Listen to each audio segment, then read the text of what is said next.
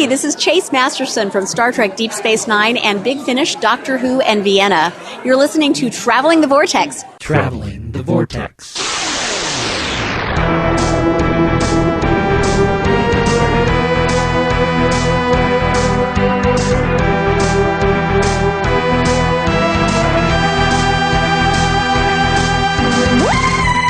We join the Doctor as he travels the Vortex and then episode number 164, but not at Galley. I'm Keith. And I'm Glenn. And I'm also not at Galley. That's right, we're holding on the fort while we're making Sean work double time. I don't know about you, at the con. But it's been really hard for me. But partly because I haven't gone, because I went and didn't get to go this year. So it helps that I haven't been at my computer a lot this weekend, so yeah. That helps a lot. See, I looked in a lot on Friday while I was at work. It was kind of a slow night for me for the 10 because of sports. But yesterday I kind of did. And then, of course, listening to a little bit of... Had Sean had good wireless access or cell data and he tweeted a lot, I would probably be more aware because I get those sent directly to my phone. I find it interesting, I listened to the first update, though, and that was a lot of fun. He talked about how they hammered down where they think that the AT&T tower is what's on top of the... Yeah. But do you remember me last year saying that I didn't have any problems when you were my AT&T? Cell service? I was AT&T. Yeah. I thought we established that last year. It totally makes sense that that's an AT&T tower up there. But yeah, I didn't have any problem. I never have a problem with my service in general because I'm AT&T, so I just assume that's... I think AT&T has pretty good coverage, despite what Verizon says. Well... They'll all say what they want you to hear to get you to switch sides. Anyway, so yeah, it's been hard being home this time, but I vowed, in fact I told Holly today, I said, I'm going back next year. So I'm not missing out on that again. It's harder now that I've been and didn't get to go this time. So. Yeah. Anyway. How was your week? It was good. Nothing too exciting. Getting the Olympics over and out of the way. Well, halfway over and out of the way. Yeah. One more week of that at work. Caitlin's had practice all week for her play. Kids played basketball. Had Valentine's Day on Friday. Just some chocolate flowers and card for my wife. Then we went to dinner last night. Oh, where'd you guys go? Went to Texas Roadhouse. That's kind of our favorite restaurant. So. Nice. Couples restaurant. The other one is Casa, but but it wasn't so bad last night because I figured Friday was. We didn't go out thinking busy. That it would still be busy. Yeah, I figured Friday night was crazy busy, so Saturday wasn't so bad. Went to the garden show today. How was the garden show? It was garden show. Bunch of stuff we'd like to have for our yard, but can't afford. A lot of it's out of our price range. Yeah. We look at the hot tubs and the landscaping and all that. The nice thing is I go there and I kind of get some ideas of small projects to do. So, yeah.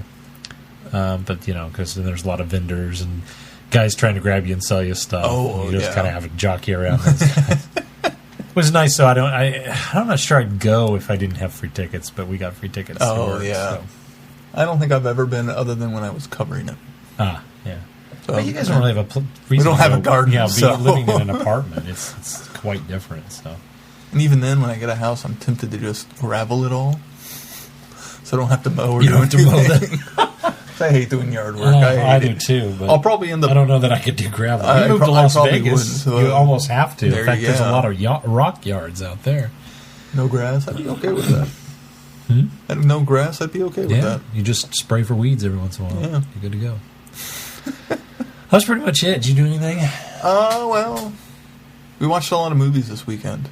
Watched Rush, the Ron Howard, Chris Hemsworth. Yes. Formula One racing movie. Yeah. Okay, I remember seeing that. It was pretty good. Ron Howard directed that? He directed that. I didn't know that. Yeah. I was really impressed by it. I was kind of on the fence about watching it, but Sarah really wanted to, and it was really good. He did a really good job with it. And Chris Hemsworth was Chris Hemsworth. I like him, but I have never been wowed by his acting. Yeah.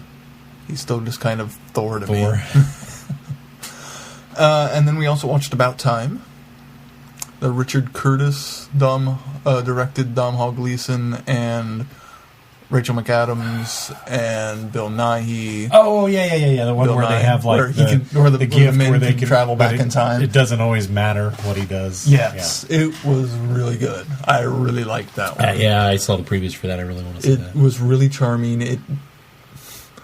It didn't go the direction I thought it would. It didn't do the tropes I thought it would, and it touched on some of them, but I assumed for some watching the trailer, most of the movie was him getting Rachel McAdams and making her fall in love with him, etc., etc. Really, that's a small section of the film. It does a really good job of encompassing an entire life, and it's more than just a love movie. It's about family.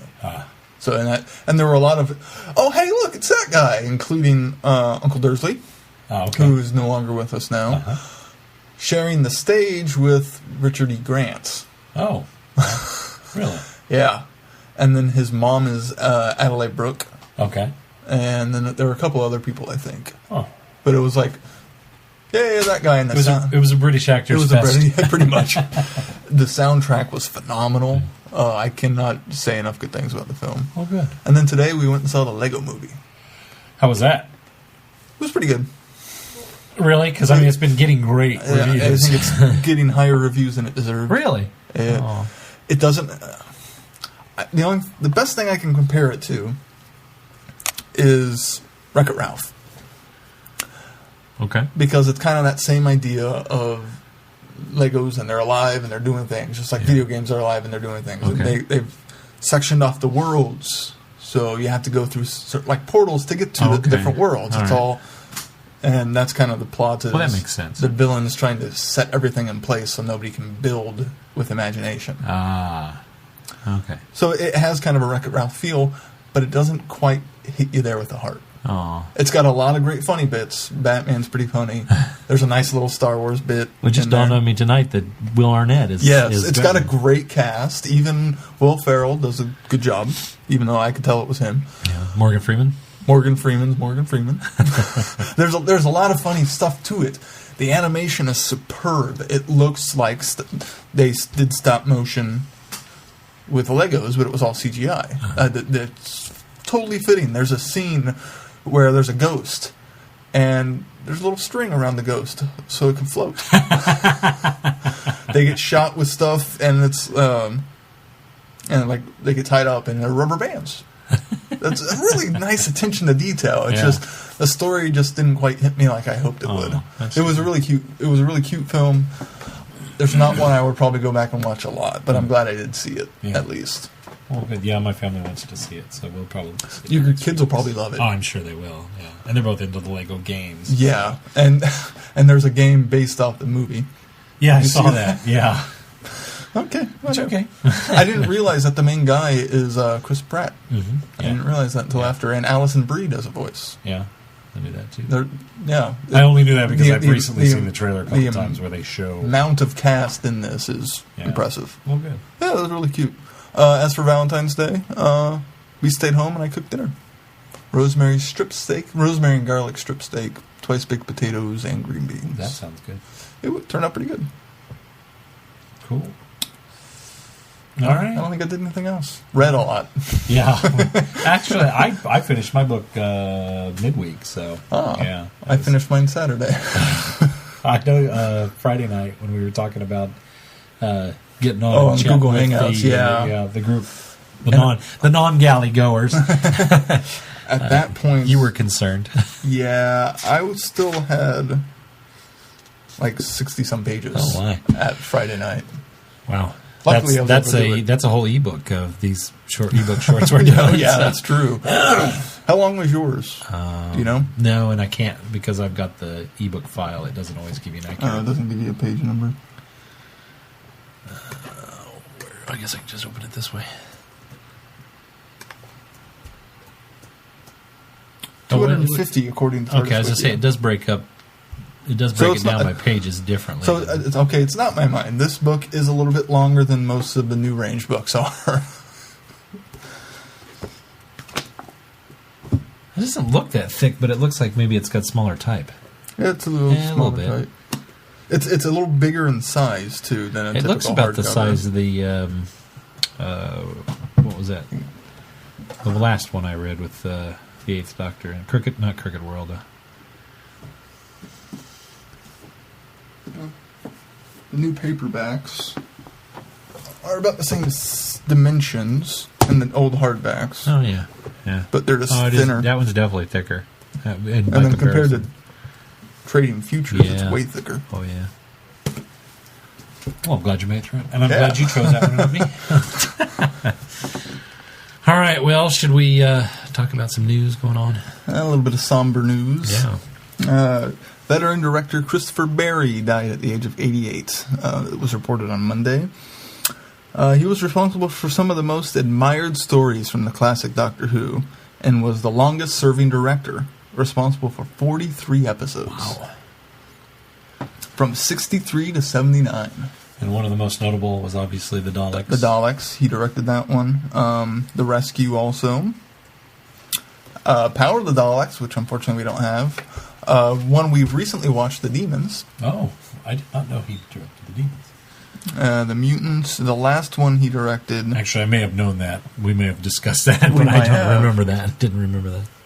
His final story was Creature from the Pit. Wait, I did know he directed that because he is in the documentary that I watched. The Return Demon's to End. Yeah, Return to Demon's End. Yeah, that's right. Okay, now I can totally put a picture to the face too. Oh, unfortunately he right, face to the name. There you go.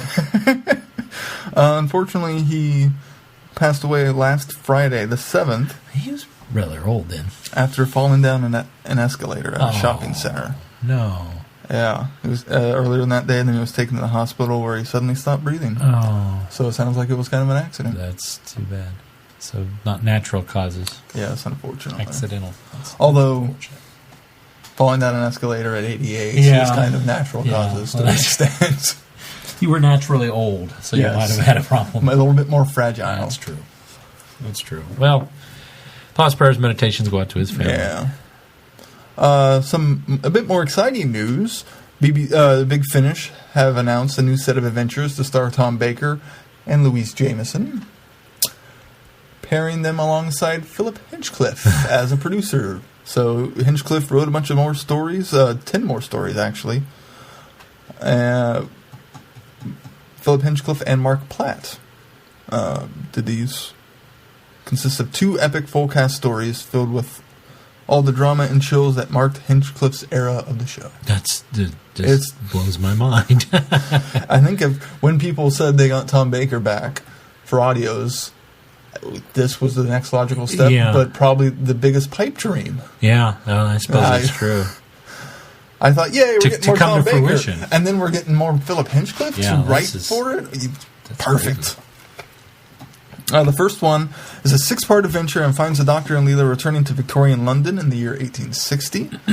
And then the second 4-part adventure is called Devil's Armada in the 16th century also. So we'll hopefully get those on the schedule eventually. Yeah, well, I'm excited to listen to those. It's quite a formula there. Yeah. And then finally in news, some legacy news. Because we can't lay down legacy. Because we can't stop talking about it. Well, when they keep adding characters like the Third Doctor, how can you stop talking about it? That is pretty awesome. And thanks to Brittany for tipping a bunch of us off on a code how to get him. Yes, and if you missed that code, he is available in Season 6 Church Paradox level. And there's also a sale where you get a bunch of adipose. An adipose of each color. Did you see Brittany posted a screenshot of her adipose team? And the 10th Doctor and all adipose. And that's like if you buy 6 time crystals, you get access. There's a sale. You get into the fan area, and I think they might be part of that sale. I just know it was 15 crystals you could get. Oh, that's what it was. 15 crystals, and you can get the adipose. Yeah, all that's the colors how it is. of the adipose. Because I guess there's 2 different sales going on. Right. That's it for news. Hopefully, Sean got to bend the ear of the Doctor Who Legacy team. Little birdie told me that he did, so we'll hopefully hear some more from him. So. Excellent. All right, well, let's move on to feedback then. First up.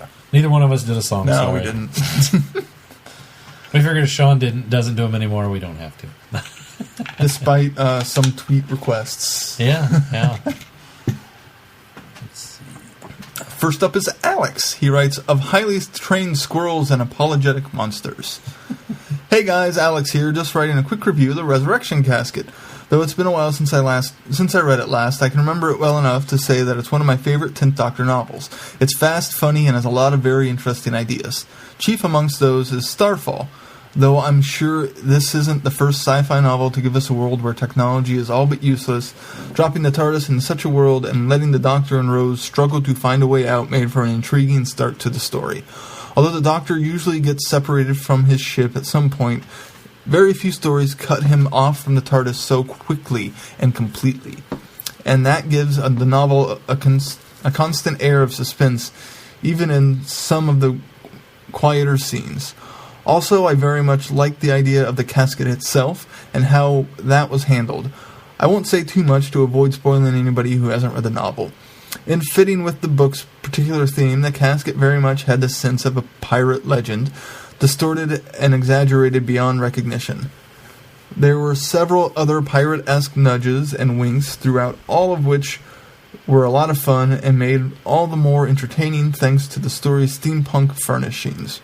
I particularly enjoyed Kevin, the story's embodiment of the black spot trope and highly amusing character. How often does the bloodthirsty monster pause to say, Look, I'm sorry about this. I'm sorry about this. No, I really am. I mean it. But you know how it is. It's a very 10th Doctor monster, considering how much he apologizes. It's actually, and I'll get in more into this, but it's a very Douglas Adams monster. Oh, yeah, I can see that too. I just kept thinking of that. Before tearing apart his victims. Overall, this was an adventure that really sucked me in, with an excellently written Dr. Rose fighting off an array of baddies in difficult situations through a number of unexpected twists and turns. It's a steampunk pirate thrill ride with just a hint of Treasure Island. Dun, dun, dun! That's Alex's dun, dun, dun. Yes. I'm afraid that's my only review this week. I saw Harvest Time on the bookshelf a few weeks ago, but it was right next to the second Doctor novel called The Wheel of Ice. I ended up flipping a coin and decided which one to buy. The Wheel of Ice won, so I haven't had a chance to read Keith's novel yet. Sorry, Keith. I did try to pick up a copy of Harvest Time, but the woman behind the counter gave me a funny look and then pointed me to a stealth shack with books on the tractor maintenance. Not sure why. Sean, Mel, I hope you're having a good time at Galley, though of course you probably won't listen to this until after you come back from Galley, wibbly wobbly. I'm really looking forward to listening to some of your side trips. I'm curious to hear what Sean has to say in his review of Spiral Scratch, if and when we get that. I haven't read the novel myself, but I've heard that it retcons the Sixth Doctor's regeneration scene into something a little more impressive than a bump on the head. I'm completely in favor of that. Glenn, Keith, I hope you guys are having a good week, and I can't wait for this week's episode. Keep up the good work, and happy traveling. Alex. Very good. Alex did send in a PS. He said, forgot to mention in my last email that I really love traveling the Vortex ribbons for this year's Galley. There's only one podcast cool enough to be endorsed by the poor, misunderstood nightmare from the abyss. Love it. That's right. Podcast so awesome, the Mercas are mascots. That's right. It just occurred to me, I'm going to get stuck reading... Not stuck. That sounded terrible, Chrissy. I'm going to end up reading Chrissy's email again. He meant stuck. I did not mean stuck. But it's funny that she mentioned it last week. We can change it up real quick. No, that's all right. I'll read it. This is how we went. So I enjoy reading Chrissy's feedbacks, no matter how long they are. So it's not as long as some. This one's not very long. So, all right. Chrissy writes, hashtag not at Galley 1. We all feel that song. Dear Vortex boys, -1. One good thing about Sean being gone as you guys doing book reviews is that this is a chance for me to get caught up on my Goodreads challenge. If you don't know what that is, let me explain. Every year, Goodreads.com lets people set a yearly goal for themselves to read a certain number of books. Last year, my goal was to read 100 books in 2013. I hit that goal by October. This year, I decided to make it a little more challenging for myself and set my goal to read 150 books in 2014. But I had a really crazy hectic January, and I feel terribly behind, so now I'm scrambling to get caught up. So it's good to have some Doctor Who books on the Vortex schedule because I can read those and they'll count towards my goal. That being said, here are my reviews. Chrissy, I'm curious, how many books did you read in 2013? Did you stop counting after 100? Yeah, that's a good question. Because if she hit 100 by October, surely she read more after that. So. At the speed of that, I would think she could have gotten 50 in. Maybe. Well, I don't know. That is half a year to get to 50. I mean, if you split the year up, yeah, that'd be 75 per year. A little less than that because she got to 100 in October. So I don't know. She might have been able to get another at least 25 more. But yeah. Well, we'll see how she does. She probably got pretty close. Yeah, I bet she can make 150 this year. Let us know if you stopped counting at 100. The Resurrection Casket. With these new series adventure novels, it's kind of been a hit and miss in regards to quality. But I have to say that I really enjoyed this one. It's a fun, fluffy little 10-rose adventure with space pirates and robots and a lot of interesting characters. Full disclosure, I found the audiobook version of with David Tennant narrating, which I think may be coloring my perception of the story because he did a wonderful job reading the story. It was almost like having a 10th Doctor Big Finish story. Almost, but not quite. But even so, I love that the mystery was so well paced that there were all these little questions and hints and twists leading up to the big reveal twist at the end. I won't spoil the big reveal. I let Glenn do that since it's the book he read. All in all, an enthusiastic thumbs up for me. I mean, come on. The evil shadow creature is named Kevin. What more do you need? Harvest Time. This is one that I read when it came out last year. When I first found a copy at the library, I read the summary on the back to find out which Doctor it was supposed to be, since there's not a picture of any particular one on the front. Even though the summary doesn't give a name or number to indicate which one, I could tell from the descriptions of Unit and the Master that it was going to be the Third Doctor. This time I just kind of flipped through the book just to refresh my memory on what happens in it, and it's a pretty straightforward Earthbound Third Doctor story. There's an alien threatening some Earth industry. Unit gets called in to investigate the strange goings-on, and the Doctor and Master team up to snipe at each other. Joe is sweet and wonderful and fantastic as ever. I did appreciate the callbacks to Jamie when the character of Eddie McCrimmon, does it ever explicitly say that she's a descendant of Jamie? I couldn't find any reference to that in the book. The only reference is when the Doctor first meets her, he says, "Oh, I knew a McCrimmon once." That's it. It's pretty obvious what you're going to get with this one, but that's not necessarily a bad thing, especially if you're a fan of the Third Doctor era. It's just a little predictable, that's all. I haven't read Spiral Scratch, but I think... Oh, that's Sean's. I'm sorry. I haven't read Spiral Scratch. I just can't get my brain wrapped around that one. I haven't read Spiral Scratch, but I think that'll go on my list at some point. I'd like to read more of those classic Doctor novels. I've enjoyed most of the ones I've read, and I need to find more, and the BBC needs to republish some of those older ones because I would totally buy brand new copies of them. Well, I'm off to listen to more Galley podcasts and wish that I was there. Maybe next year, Chrissy. Me too, maybe next year. All right, well... Thank you, Chrissy. Thanks for those reviews, and... Our last bit of feedback comes from Holly. She writes, "Book review time again. Hey guys, great last podcast. Harvest of Time. A good Third Doctor unit and the Master story. The whole thing with the Master being written out of time because of the Sild and the Master himself wanting to get out of his prison was really good. I really didn't piece together that the Red Queen was actually Edwina until a couple of chapters before the actual reveal, when Edwina was telling Joe about the stories that she used to create about a planet and its people. The dialogue in this was really good, and I could hear all the actors' voices in my head when reading this. Resurrection Casket. A 10-in-row story. We get nods to Alice in Wonderland in the first few pages with the impossible things before breakfast. The Doctor's filing system reminds me of that of Radar from MASH. We get the reappearance of the Eternal Matches. This time they seem to be working. I'm wondering why why the matches didn't work in the 8th Doctor audios during his time in the Divergent Universe was because of him being in the Divergence. I think we even get a nod to Isaac Asimov's 3 Laws of Robotics. Sally mentioned something about a robot crew being destroyed because they didn't follow the first law. Kevin could be a long-lost relative of Sully Sullivan. He's tall, has long claws. The only difference is he's just one hair color and just happens to work with dark spots, not doors, and doesn't have a sidekick. Love that he gives McCavity, what a name, what for near the end of the book, with the I do have a name, you know.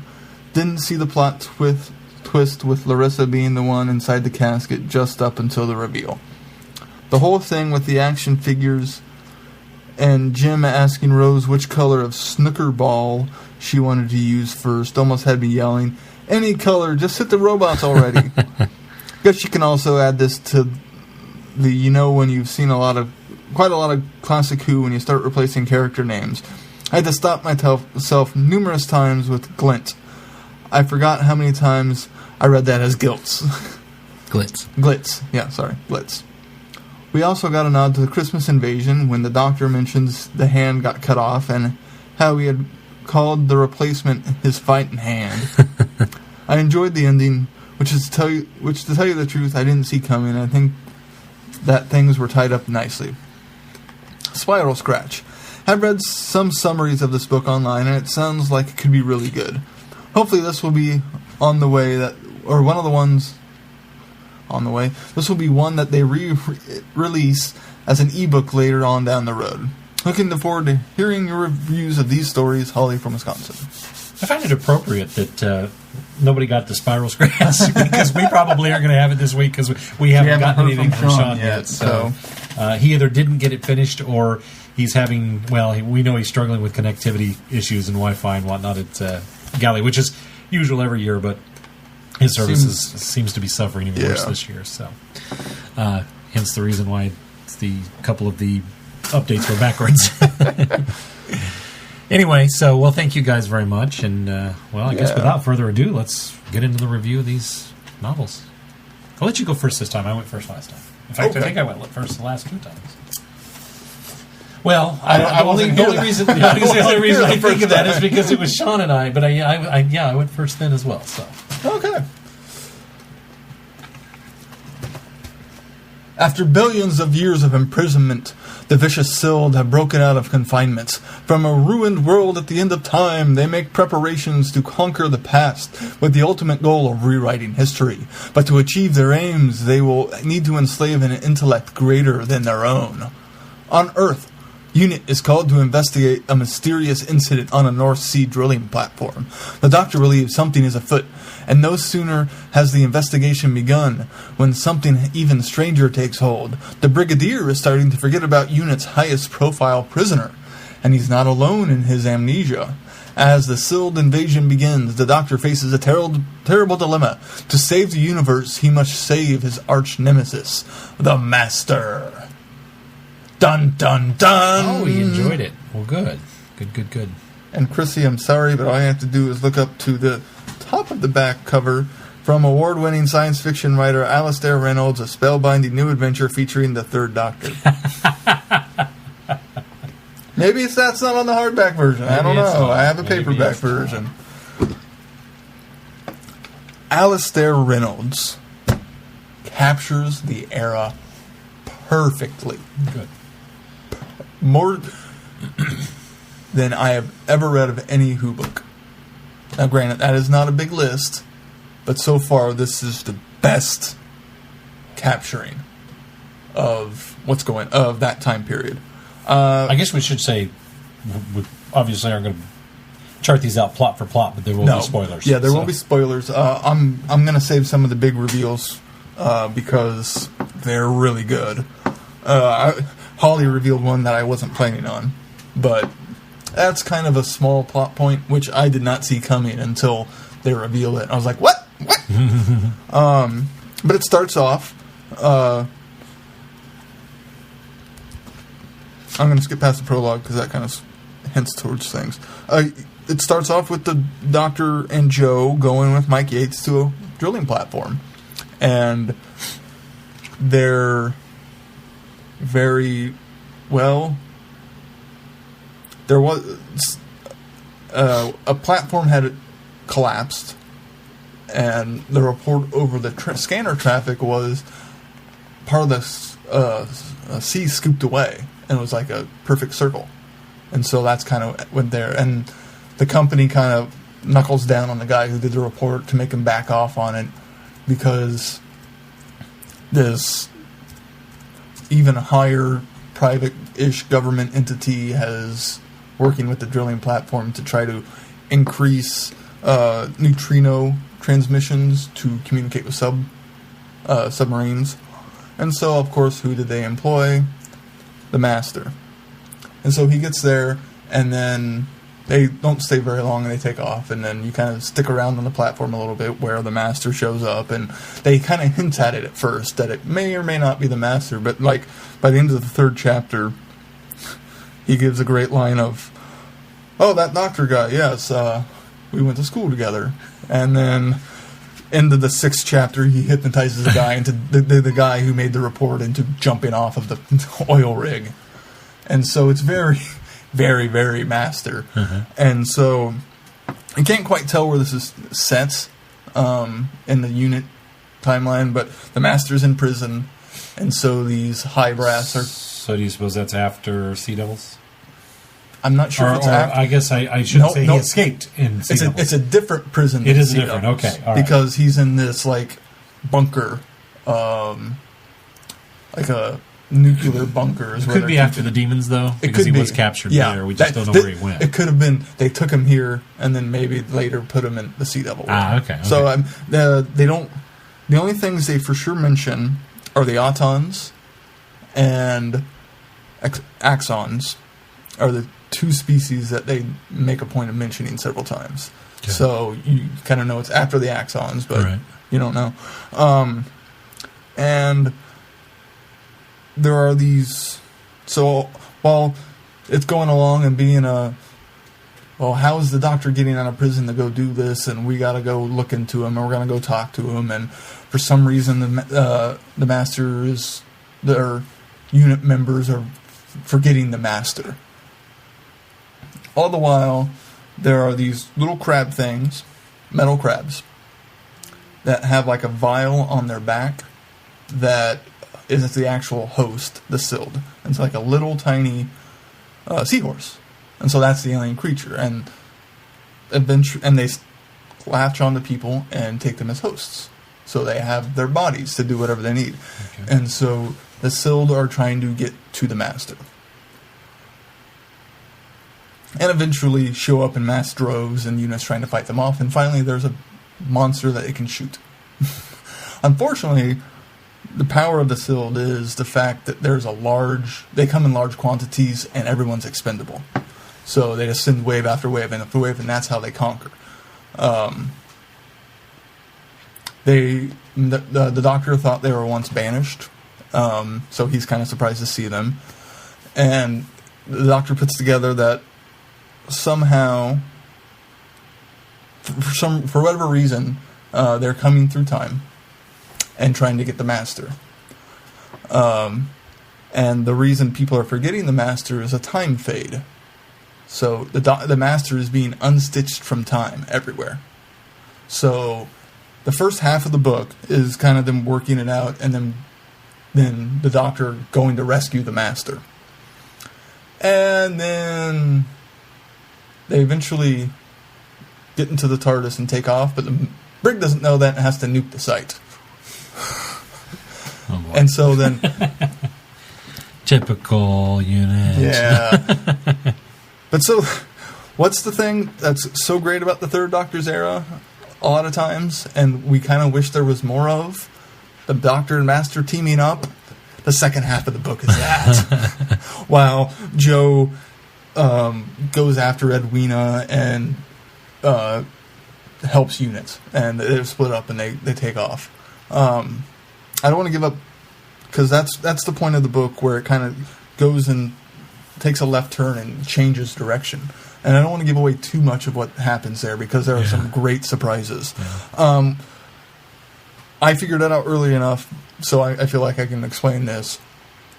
The Sild are attracted to Earth and the Master because the Master uses the high brass guys are getting out of prison, and this Merman project is what it's called, that to do the neutrino messaging, to send the message throughout all of time to himself, to come rescue himself out of prison.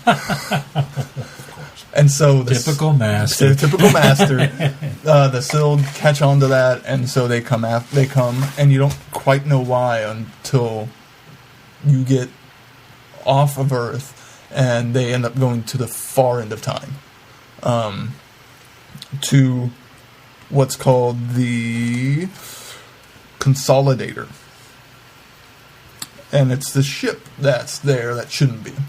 And it explores some great backstory that teams the Master and the Doctor up when they were young, back at the Academy. And it has some really cool ideas in it. And, of course, so what's nice about this is while the Master is very much the Master and using the humans and getting the transmissions out, he never teams up with the alien. He has to team up with the Doctor. So we get him teamed up with the Doctor, and the Doctor constantly questioning the Master's every move, and some great stuff there, some great interactions. The Master having to trust the Doctor explicitly, and the Doctor having to trust the Master. You see the glint of that old friendship that was once there. And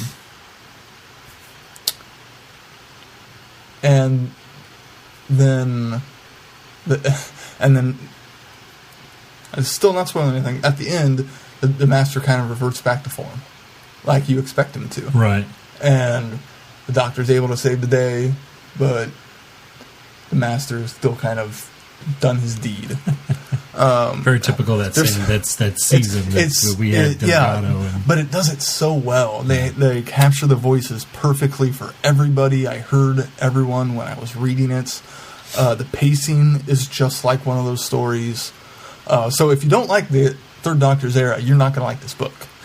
But if you enjoy the Third Doctor's era, and I think this also sees what the Third Doctor's era was, saw the potential there, and takes that potential and builds on it. It does things that the era could never have done. Oh, that's cool. There's some really nice references that I can't mention because it spoils things. Something that kind of discourages me from this, though, is I really enjoy that era of the Third Doctor where, it's he and Delgado, but as we referred to a couple of weeks ago, and I was even talking about when I said I was in the middle of watching Mind of Evil, is that they feel very cookie cutter and formulaic, and just by the description of this sounds like it, but it sounds like there's more there to engage you. There's a lot more there to engage you. I don't think it's as cookie cutter because, from what I remember of what I've seen granted I haven't seen Mind of Evil yet, the teaming up with the Doctor is usually like last episode and that's it. Where this would be and out of desperation. Yeah, and this would more be episode 3 or end of episode 3 would be the cliffhanger where they go off together. And so you'd have, like, if this were a 6-part story, 3 parts of it would be the Doctor and the Master teaming off and going and doing this thing. Okay. Which, that's something that I was always like, I like that part when they're together, and I would like to see more of it. So if you've always wanted to see more of the Doctor and the Master together, that does make it intriguing because it makes and I say it's a standard unit story, but it's still a very enjoyable standard unit story. The prologue sets up things that happen later, and by the time those things came back around, I was like, "Oh yeah!" Because I was I was having so much fun reading the Earthbound stuff with Unit, with the Doctor, with Master, that I had forgotten about this alien stuff that happened in the prequel and the prologue. So it's a compliment and not quite doing it justice to say it's a standard unit story, because it's probably a little higher above than most things we got on television. Yeah. Also just in the scale that they could do things with. Jo is great in it. Unfortunately, she doesn't have a lot to do. She does get a nice bit where she ends up taking off on her own. And the doctor's like, yep, I thought she might do that. And the brig's like, well, let's go send her help. Instead of trying to reprimand her, Mike wants to give her stripes or whatever and get her in trouble. And the brig's like, no, go help her. Go give her support. And Mike is kind of the bigger unit heavy in this than anybody else. It could have used a bit more Benton. The brig is utilized, but probably not as well as he could. He's kind of more in the background doing things. But that's even that's almost more. That's even for that era. It's not uncommon. When the Master's in there, that really was kind of the brig. You know, for the first season, it seems like it was very brig heavy. Yeah. I'd say first season of Pertwee's era. And then that second season, that's what it seemed like. Yeah. So this sounds like that's more in line with that. It's definitely more in line with that. I do think this... No, there is a reference to the Three Doctors, so this takes place after that. Okay. I do remember that. I'm trying to think of what else to say about it, because I want people to go out and read it, because it was really well done. I don't think there's anything else really, without spoiling major things about it, because it got to that point where it's like 2/3 of the way through and they get to this big reveal of what's causing all of this, and I'm like, wow, that's impressive. And then, a nice reference, and another nice reference, and a wow. And then you get the Edwina reveal much later, which was kind of almost an I didn't see it coming, but it was kind of an afterthought. Was that the part that Holly had said? Yes. I thought because she talks about these books, because she's a very hard-nosed businesswoman. She didn't used to be, but her dad was tough on her. So Big Cal, she's got to live up to being Big Cal, her dad. And so he throws away all these books of fantastic stories she wrote. And I kind of thought to myself, oh, well, that kind of sounds like... could be tied into that prologue part, but you never know. And I didn't really think much of it. I thought it was just character building, because she's a strong character. She's a good character. She's one of those tough characters that's missing fingers because she's worked on oil rigs, and she's tough and go get them in business, and then begins to doubt herself. And she has a great character progression throughout the whole thing. It almost feels like they don't tie up the Merman, the other governmental agency, quite enough, because apparently they all just destroy them all to stop it. But yeah, there's some great ideas in it, and I highly recommend anybody reading it. Well, very good. Yeah. All right, well, that's my review. Maybe I'll give that a try then. All right, well. And for being 365 pages, it moves along. Yeah. Oh, good. Because, at one point, or quite a few points, you're constantly shifting, even in chapters, through 3 different places.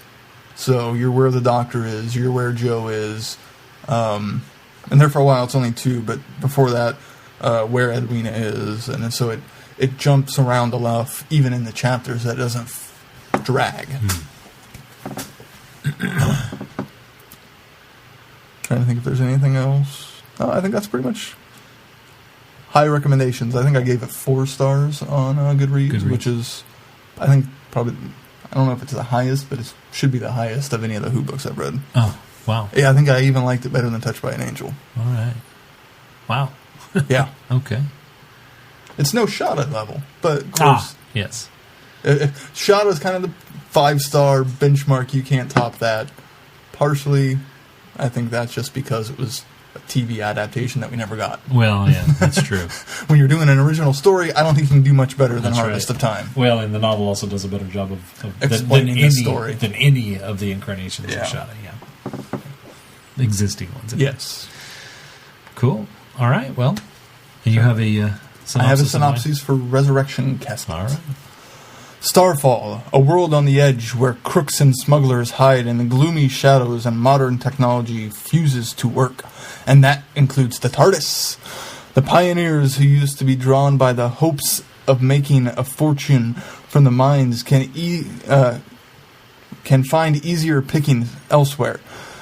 but they still come for the romance of it, or in the hope of finding the lost treasure of Hamlet Glint. Scourge of the spaceways, privateer and adventurer, bandit. Will the TARDIS ever work again? Is Glint's lost treasure waiting to be found? And does the fabled resurrection casket, the key to eternal life, really exist? With the help of new friends and facing terrifying enemies, the Doctor and Rose aim to find out. That's it. All right, I'm going to give this but this is by no means a bad thing. I'm going to give this a dun dun dun.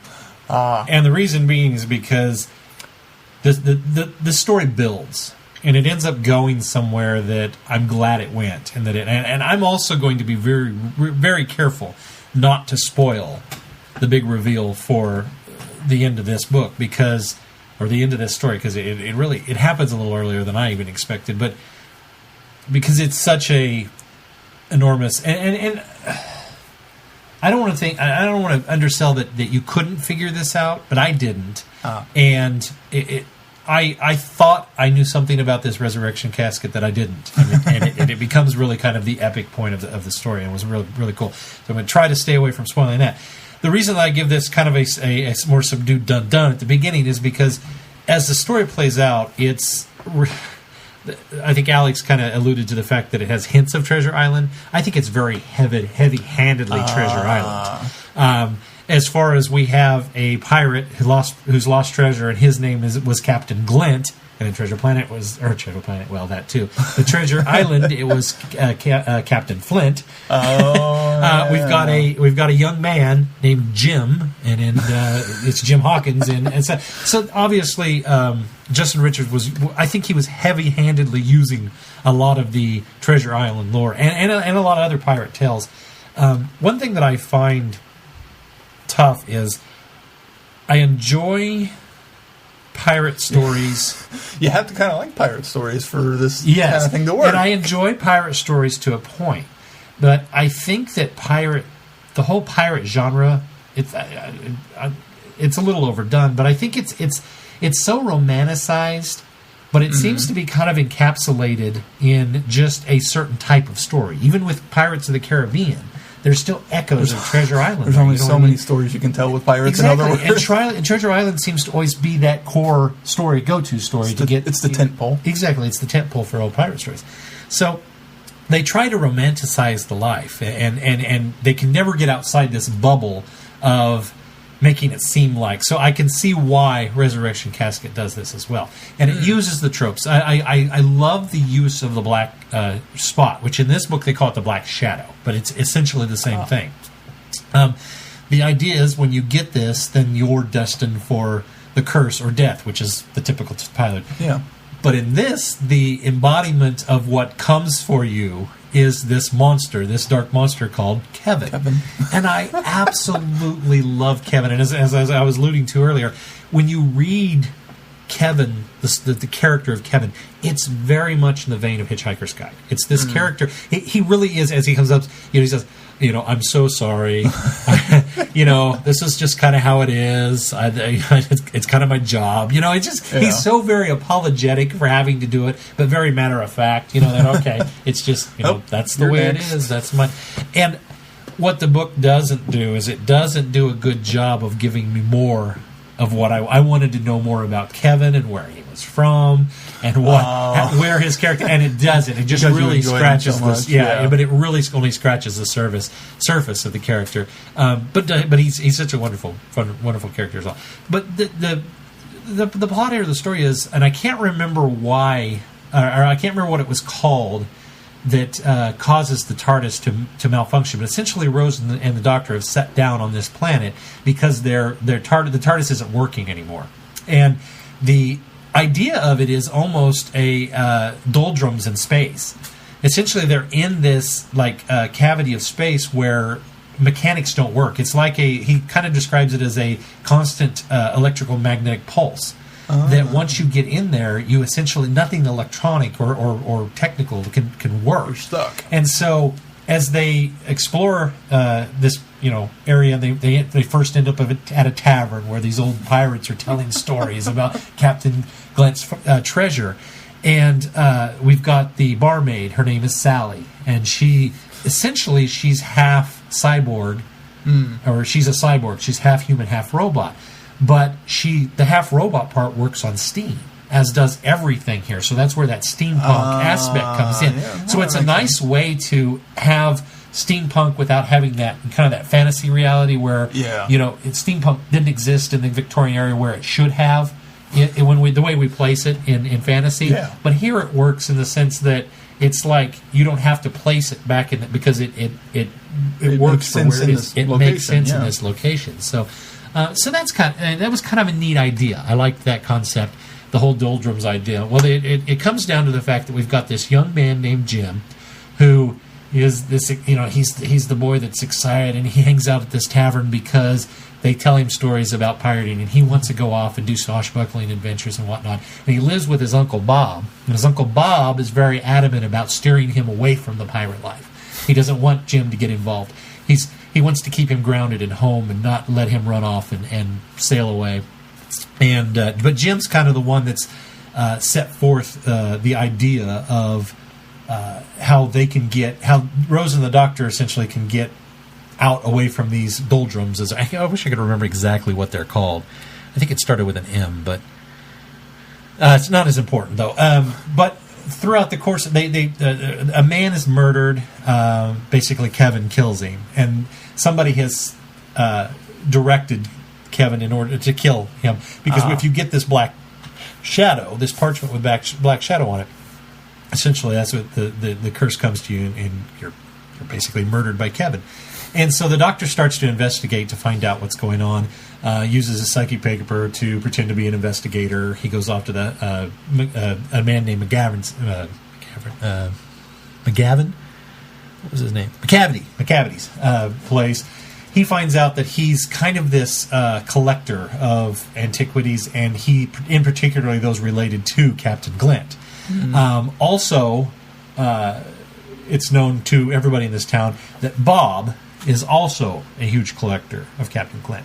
But McCavity... So you're a bit tied up. Why is well, I don't know where that came from. McCavity sort of, plays off Bob as a collector who has a lot of fake items. He believes that everything that he has is fake. But McCavity, that's kind of his lust, is to go find Glent's treasure. He wants to locate that. Bob wants nothing to do with Glent's treasure, but has a lot of these artifacts that he says are Glent, or other people say are Glent's feather. Anyway, it comes down to it. The Doctor and Rose decide they're going to charter a boat to find Glent's ship, because the secret to get them out of there is by getting away from this area. Well, the idea is to bring the TARDIS with them, and while the TARDIS repairs, they can kind of solve this mystery as to why these people. There's actually more people that are dying in connection to those who know something or want to know something or claim to know something about Glent's treasure. And so they decide that they're going to hire a crew of roughnecks, which all end up being robots because Glent's crew was actually all robots. So they hire a bunch of robots, which you kind of, if you know the Treasure Island story, you know where this is kind of going. But giving some things away, you come to find out that Sally's really kind of the Long John Silver of this story. Oh, okay. That she is the one that has kind of convinced the Doctor the Doctor goes to McCavity because being the... Oh, I guess I should backtrack one moment because there is this really clever use of the black shadow. The Doctor at one point... Kevin comes to him and is going to, basically saying, "I'm sorry, I have to do this. You've been, you have the curse. It's my job." And he realizes that it's been given to him. And the way he gets out of it is he asks him. He says, "Well, did whoever sent you? Did they tell you my name?" And he says, "Yes." And he says, "Well, that's not possible because I never use my name." So he cleverly gets out of it because he convinces Kevin that he doesn't. He can't be the same guy that they sent him to kill because he doesn't have a name. He just goes by the Doctor, and Kevin did not have the Doctor as a name, because he's been using John Smith around town. So that was kind of a neat, clever way. But unfortunately, the story ends up with Kevin ending up chasing the Doctor again throughout and getting him sicked on him throughout. I'm trying to be careful not to go up and ruin too much stuff. But anyway, they go off on this seafaring journey. Bob doesn't want Jim to go. Jim decides to stow away. So you get the stowaway aspect of it. Rose, the Doctor. Well, I'd say Rose and Jim kind of embody the spirit of Jim Hawkins from the book Treasure Island. That they're kind of sharing that role because Rose is the one that discovers. She's kind of befriends Sally, and then shockingly discovers that there's a betrayal of friendship there because Sally is actually going to overthrow the crew so that they can find Glenn's treasure Glenn's treasure, which is revealed to be this resurrection casket. And the story behind the resurrection casket is that the idea was that Glenn had this casket that you could basically, at the time of death or nearing death, you could get in this casket and be rejuvenated or renewed and basically escape death. So hence the resurrection casket. You could come back from the dead, so to speak. It's ironic that that's in there because in my book, one of the things that they deal with is the infinite cocoon, and essentially does the same thing. Oh, is that right? Yeah. Wow. Serendipity that way. It's very much that same idea. Wow. So anyway, through the course of the story, we find out that McCavity is not really who he says he is. That he's actually. Holly said something about what's his wife's name? She said it into. I can't remember her name. Let me pull it up real quick. Unfortunately, his wife ran off with a captain, which is presumed was Captain Glent. And so McCavity ends up killing her in a jealous rage, but regrets that and feels bad. And the Doctor sort of pieces this together as it goes along. He said that Holly kind of made it sound like she was in the casket, which I didn't get the impression she was in the casket. I was getting the impression that she was in the... I think that McCavity had brought something along with him, and nobody knew what it was. And then it's revealed that it's his dead wife. Because the idea is McCavity is going to find this treasure so that he can put his wife in the resurrection casket to bring her back. The idea is that Glent's in there right now because he never was seen again. And they never opened it. And nobody ever opened the casket, so he was not able to come back.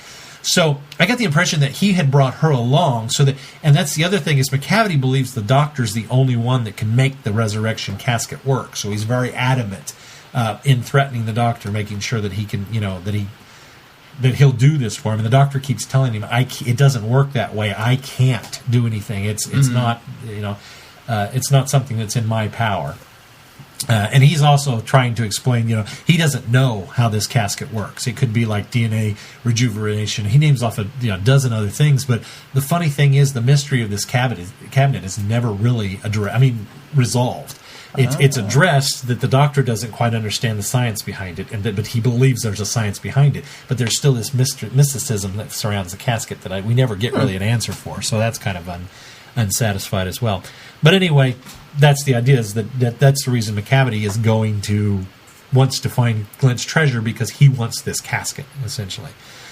There's this wonderful exchange again between Kevin and the Doctor, because we find out that McCavity is the one that has the power over Kevin. He has a locket that allows him that basically makes Kevin be his servant. And so he's the one that has been knocking off these people that either they have clues to the treasure or they have fake treasure, and essentially it's because he doesn't want anybody else to have it. And so, which is a payoff for Bob, in my opinion, because he acts, it's for all intents and purposes, he's not interested to the treasure. He's not a threat to McCavity. So that kind of works out as well. What else? Yeah, overall, it's a pretty good book. I'm not huge into pirate stories, but I really enjoy Treasure Island. So this one works enough on that level. But I really kind of You felt get a Doctor Who Treasure Island. I kind of felt like the author was really cheating a bit until we get about 2/3 into the book.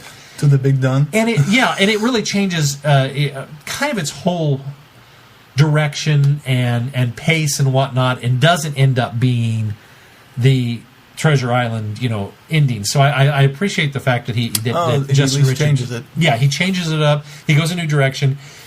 He gives us a bit of a surprise as what the casket is and what it does. Again, I don't want to give that away because that's what you're really reading for. So if you read this, I highly recommend that you get there because it's completely worth it. I think Rose is the interesting part of this, is that she is very underused.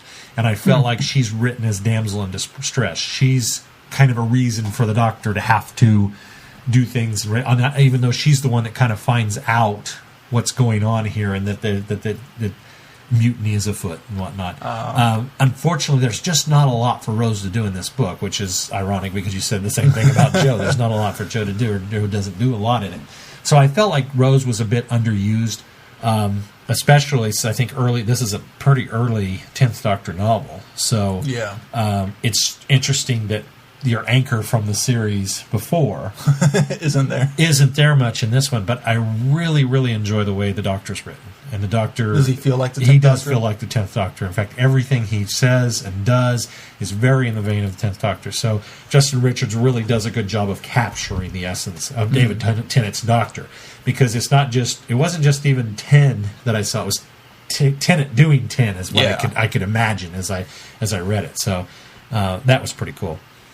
I can't say enough about Kevin. He was so cool. I just wish there was more. I wish they had given us more of a backstory or give him his own book. And I will give you this much, that it at the end of the book, and this tells you that Jim survives, is Jim and Kevin end up teaming up. And Jim ends up giving Kevin his freedom, essentially. And that's why they become friends. So there's a nice conclusion for Kevin's story. Yeah. Unfortunately, I wanted more about where he comes from. I can't say much more in that area because it's really hard talking around this because there's this wonderful reveal. There's a very important plot point that you don't want to reveal, and that's why my review was so short. It came halfway through the book. Mine's going to come in very short as well. Although mine wasn't halfway through, but the big reveal's at the end, but there's enough of the build up to it that if I get into it, it'll telegraph what ends up coming. That becomes a big surprise. So, what else can I say?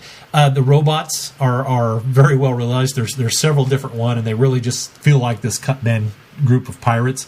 The cool thing is they all run on steam because they've been basically decommissioned and living in this place where the tavern is, where these doldrums are. And without the steam power, they can't exist. But as they move away from this... do their parts start coming back? They do. They start becoming... And that's... In fact, they kind of... Sally's kind of laying in wait until they get to a point where they're far enough away from these space doldrums that they can all become... Because she needs them to be fully powerful. And so they can be powerful enough to overthrow the ship and end up... capturing Glint's treasure for themselves, or finding Glint. It's kind of the impression you get, is that they kind of know about this casket and they're looking to find Glint. Either because he decommissioned them, because there's a lot of people in the lore of this story believe that Glint had completely killed off his crew. But he hadn't. They had just been lost, essentially, and decommissioned. So there's that, and there's one of the robots. I think his name was Elvis. They have some great little kind of comical bad guy follies throughout the book, which I thought were interesting. Some of them have terrible weak points, though. One of them, the weak point is because his neck is so thin and small that they use that at a point where Holly alluded to, where they were flinging the billiard balls, and I think it was Jim was asking which color. I was the same way. I was like, does it matter what color? Just throw the billiard balls. Well, they target one of the robots' throat, the one that comes through, because it's a weak point and it snaps his head off. So there's that. I feel like I'm trying to stretch here, but I don't know what else to say without giving away, again, the big reveal. The casket ends up being a very cool device. Sally's vicious. I mean, she goes from this, like, kind of just barmaid to this vicious cutthroat. In fact, I think her name was like, that was another thing, is that the names that they were using when they were hired were commissioned for this trip to find Clint's treasure are very similar to what their names are. So when it's revealed who they are, and another thing that I thought was cool was, going back, is Jim has a lot of knowledge of this crew and Glint, because his uncle being a huge collector, he has all these different action figures, and all these action figures, he knows the background and history, and and Bob has told him the stories of Captain Glint, and so he has all this information. So it's you already get kind of the backstory of the pirate through their discussions and talk through Jim. So that was set up real nice. So when it's revealed who they are, you know that this is who they are. And so I wish I could remember some of the names, how they worked out. But Sally specifically, she ends up she's like Salvo something. Salvo 750. That's it, Salvo 750. And obviously they allude to the fact how vicious Salvo 750 was. So when you find out that Sally is Salvo 750, it's like, whoa, uh-oh. When she comes to full power, she's going to be... and it's a bit morbid, because you find out that as she went back she was basically injured and falling apart when she left Glint, or when Glint decommissioned them. And so she actually used human parts to supplement the pieces that were, so that's why she's cyborg. So it's not, as you begin to think it was a human that ended up having to use robot parts. It's the other way around. Wow. So that makes that character even more Cyberman. Vicious. Yeah, essentially. Unfortunately, or fortunately for our heroes, that becomes a weakness for her. It would, yeah. So, in fact, that's necessary in the doldrums, but outside. Yes.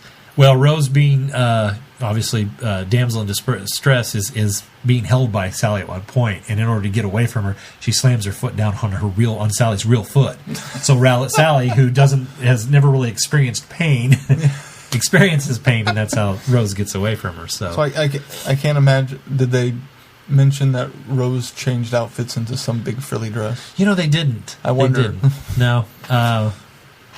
Again, Rose was really underplayed. There's just not I don't remember a lot of character building with Rose. There was the befriending of Sally, the betrayal.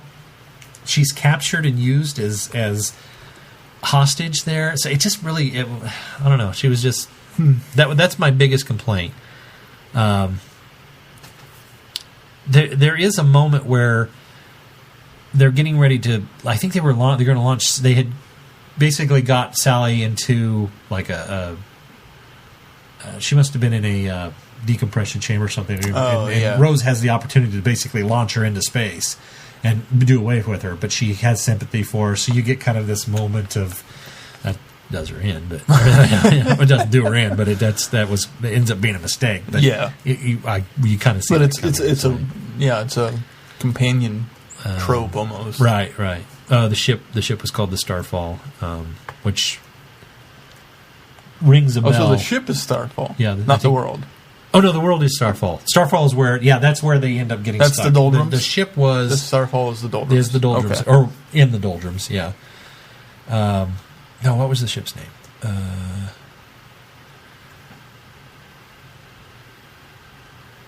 Because the ship made me think that it had a connection to Treasure Island now, and I can't remember why it made me think that. Maybe I was thinking if I would jog my memory of the name of the ship, that would. It doesn't matter. I've brought enough of how they parallel, but yeah, I recommend this story. It was a fun read. This is the first 10th Doctor story I've read. I think, because Only Human was a Ninth Doctor story. No, well, the other one we read, Forever Autumn. Oh, we did read Forever. Oh, that's right. And that had Martha. And now that I think about it, Martha's story had 10th Doctor. Well, that's true. Well, not as much. No, not as much. Well, I don't know. The in-between stories were Well, her that's telling true. the stories That's true. That's very were the big 10 chunk of heavy. it. So yeah, I guess I have. I forgot about. So this would be your first 10 in Rose story. Yeah, maybe that's why. Maybe that's because it was so 10 heavy. Well, yeah, Rose That's was why such it a. felt like. But I would recommend this one. I thought it was much better than Forever Harvest. Now that I think about Forever it, and I Autumn? gave Forever Autumn, and I gave that one. You gave that one a really high a good review. review. So Okay, so that gives me kind of better than Story of Martha, though. Better than Only Human.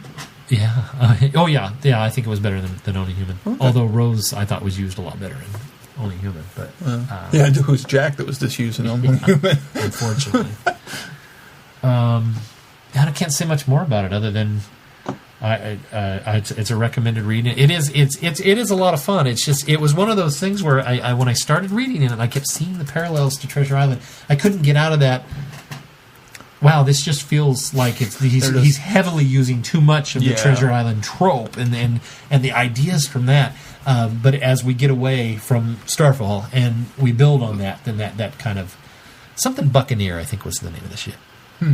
That's coming to mind, which I think was similar to Flint's ship in. I won't ever be able to find it in the book this fast. Never mind. Just read it and then email me and let me know what the name of the ship was because I can't remember now. Not Buccaneer. What was it? Doesn't matter. Anyway, so that's my review. And this is going to be a short show this week. It is. Well, there's lots of galley There is a updates lot to of galley go listen updates, to. so make sure you go do those. And that reminds me, I've got to go rate this book on Goodreads. I'll have to give this a shot. I didn't know you could set a goal on Goodreads. I need to do that. Yeah, let me check. I remember that's how I signed up for Goodreads because I saw that they were doing it. I didn't set a goal for myself, but that's how I ended up discovering the site. I think Brittany and Chrissy were all doing it. Yeah, there's a 2014 reading challenge. You scroll down on your homepage. Well, see, now I've got the app, so I don't know. I have the app too. I don't know where it is there either. Although I can't seem to find the app. Oh, because it's in my books section here. Anyway, yeah, so that's cool. I'm maybe I'll set up a goal and see how I do this year as well. Although I'm already a month in and I haven't read much. Yeah, me neither. All right. Well, do you happen to have the schedule handy so we can do the Sean part this week? Yes, I do. As we pause as I pull it up. Next week, or I guess Friday, for Friday Night Who, that's what we do first. We're doing Earthshock. Kind of fitting that we did 6 this past week and 7 the week before that. We're kind of doing a 7, 6, 5 countdown. Oh, we really are. It wasn't intentional. I don't think so, but because we're not doing 4 the week after that, Right, so right. don't get too many ideas. But starring several people who were at Galley, Adric and Matthew Waterhouse, David Banks, Yep. right? The cyber leader. So that'll be Friday Night Who, midnight Central Standard Time. And then Sean and Mel will be back, and I'm sure Mel will be on too to talk about Galley. Yep. Full-blown Galley episode. They should be kind of touching on subjects that weren't in the updates. We're going to try to steer them that way anyway, so that you don't have to listen to the stories twice unless they're just really that good. Yeah. And then we'll let you listen. A quick shout out to Michelle, who guest starred on the last several episodes of the Galley updates. Did Good a to hear great from job. her. Very good. If you haven't picked it up yet, the following Friday Night Who will be the Moonbase, which just released on Tuesday. So you got 2 weeks to pick up the Moonbase. And then the following week, we'll be doing the Moonbase along with the second in the last year's 50th anniversary ebooks, The Nameless City. That's right, I got to get on that now. Yeah. Just finished reading this, and now we got to move on to other things. Does that count towards one of my books read? It's a book. All right, cool. They are split up individually on Goodreads. Well, then I have read more than I thought this year. Because we read that first Ian Copper one. I've at least read 2 now. 2 books this year. Yeah, me too. And I'll sludge through Game of Thrones still. I wish I'd have done that. I wish I'd have got on that one. My intention was to read it at the same time you If you were. get sucked into it, you might be able to catch up. Well, because I only read it once a week. Now that I'm going to start watching the series, that's going to take up a lot of my time. So, not as much as you think. Oh well, there's only like 10 episodes a season. Yeah, and it's an hour long. So yeah, 10 hours at least. Well, I've got 2 seasons though so far, and 3 just came out on DVD too. Right, so which I'll get after that. So. That's 30 hours of television there. Yeah, but the Olympics are on, so there are no new episodes. Well, that's true. That's true. I'm missing Arrow, and I'm missing Agents of S.H.I.E.L.D. and all those good stuff. So, Community. All right. Well, is that it on the schedule? That's it so far. Keep an eye on the website for further updates. I'll let Sean handle those things. Yep. All right. Well, safe trip back for them, and if that's going to do it for this week, until next week, I'm Glenn. I'm Keith. Cheers. Be seeing you. You have been listening to Traveling the Vortex. Doctor Who and all of its associated programs are owned and trademarked by the BBC. No infringement is intended or implied.